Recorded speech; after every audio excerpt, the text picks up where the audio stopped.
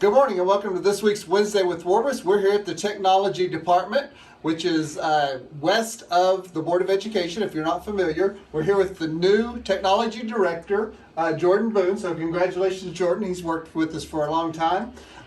Remember, we had 4 technology men that worked for us. 2 of those left. They both took other jobs, but one even left the state. So we're down to 2. So please be patient with any technology issues. Number 1 on our priority list is testing. So there's only 2 guys. They're working really hard to make testing go well. So if you have any concerns, problems with technology, please go through your technology coach and your principal. And then the guys will get to it just as quickly as they can. We're trying to hire a 3rd one Tuesday night at the board meeting. So we're working as quickly as we can, but we're down to 2 men, and they're doing the best they can. So we're here with Jordan, and we're going to talk about cybersecurity with our system and a new process that we're going to go through this spring.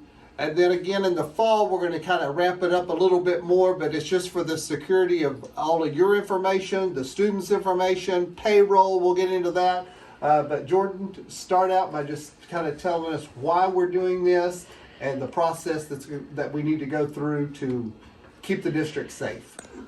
So as many of you know, we've sent out an email March 31st implementing what is called two-factor authentication.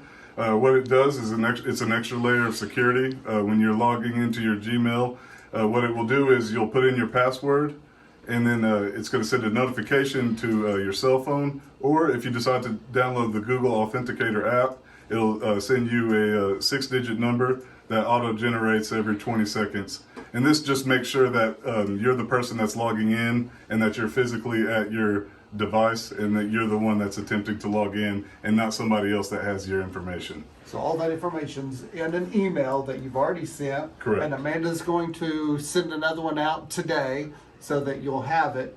And then the app looks like that. Yes, if you go to your app store, it's on Apple and Android. The Google Authenticator app will have that symbol. You could download it once you have your two-factor authentication set up. And that one's a lot more fluid than just getting a text message. It'll regenerate the number if you take too long to type in. And that's our two-factor authentication. And the reason that we're taking this measure is because recently there's been attempts, malware and spyware and phishing attempts on our network, and we want to cut down on those attacks to as little as possible to make sure our data integrity is not compromised. Yeah, and I think it's not just us, it's education across the board that people are attacking. Just recently, and I won't give any names, but they've attacked and they have stolen some of our people's emails and emailed us at the Board of Education pretending to be these people. And there's been changes in payroll that have sent someone's check to a different checking account. We were able to stop that. But I mean, it's very, very important that you help us do this because they're just getting more and more sneaky, more and more personal. Using your names, my names. An email went out that had my name on it. So this is a first step to help stop that. It's for all of our benefit. Also, next fall, when we start back to school in August, there's another step that we're going to do. You might talk just a little bit about that, just another layer of security to keep our information safe and our students' information safe. So in the fall, we're going to enforce what is called password complexity. This is going to be for your devices, whether you have a desktop or whether you have a laptop or a Chromebook or a MacBook. This basically kind of gets rid of those those usernames and passwords that are just 1, 2, 3, 4. Those passwords are not safe. All it takes is one device for a hacker to get into our network to where if they're really good at hacking, they can really compromise our whole system. So what this will do is it'll be a certain amount of characters. It'll be up to 12 or 13 characters. You'll have to add in a number and a symbol sequence to be able to log in.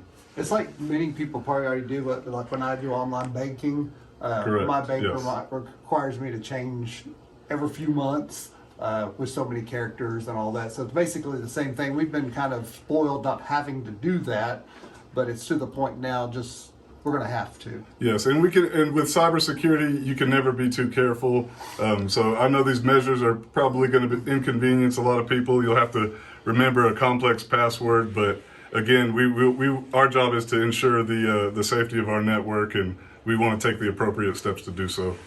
Well, if anyone has any trouble doing this process, their first step would be Yes, if you have trouble following the steps in the link that are in the email, contact your technology coach.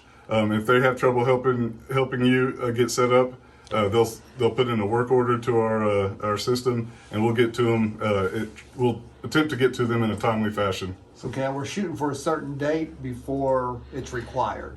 Yes, April 12th, you'll be forced to enroll in two-factor authentication before you're logged out of your email. So if you will, we'll send out another email including the same link. Go ahead and get a head start on that. That way you don't have any problems come April 12th. Well, thank you for making it very clear. I'm going to try to do it myself, and it'll keep all of us safe. So thank you for your hard work. Congratulations on your new position. We know you're going to do a great job. Those of you that are concerned, he's still going to be our basketball coach, because we definitely don't want to give that up. But we're very proud of the job that he's doing. Glad he's a Bulldog alum and going to do a great job. Congratulations to Altus Intermediate School for being the state champions on their academic team. Boy, Altus Intermediate School is doing great. Archery state champs, now they're academic state champs. We're just doing great things all across the district. Soccer's going well, tennis, track's got over 200 students in it. Just things are going great for Altus Public Schools. Continue the good work. I know we're right here at the time of testing. Everyone's stressed. We're going to do the best we can. That's all we can do. So it's easy for me to say, try not to stress about it.